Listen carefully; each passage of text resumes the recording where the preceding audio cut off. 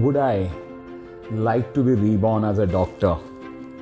It's one question which does plague my head on and off. And there are instances which come in your life which gives you an instant answer for the same question. This happened to me a few days ago.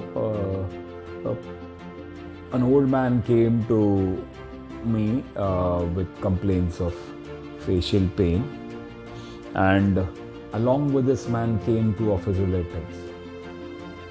The one lady who was accompanying him then introduced herself as one of my patients whom I had operated around 10 years ago. And the interesting thing was, I actually remembered that patient. I remembered the problem that she had. At that point of time, she was a young lady. She had just given birth to a baby, and she was nursing her baby, was around 4 to 5 months. And the problem she was having was, every time she would lift up a baby, she would develop this intense pain along the arm. So it was a radicular pain along the arm because of a cervical disc. An orthopedic surgeon who had seen her for the first time referred her to me, and then we managed to diagnose it to be a case of prolapsed intervertebral disc of the cervical spine.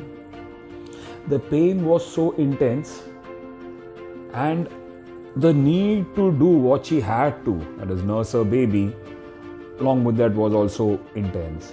So at the end of it, when I suggested surgery, for a change, somebody really quickly agreed to it without giving it a second thought, because all she wanted was to get rid of the pain and to get back to really nursing her baby without that pain. So she got admitted the same day and was operated the very next day, and the surgery went as per plan, and by evening she was absolutely pain-free. And in a couple of days she was sent back home. She again came back for suture removal, and that was the last time that I actually saw her. So I presume that she was fine before she came and met me this time. And her baby had grown up to be a 10-year-old boy now. She was very happy about that, and it so happened that I had shifted my practice from the place where she would be, or their family was residing at that point, to a new place. So this lady in fact traced me down, got my number from somewhere, and got her father to me for an opinion for the facial pain that he was encountering. So when I look back, it gives me hope about how people remember you for all those things that you do for them.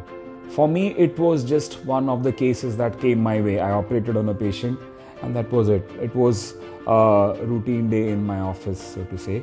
But for her, it has affected her life in such a way that she remembered me after 10 years, and when her father had a problem, she really went ahead and tracked me down and got him to me.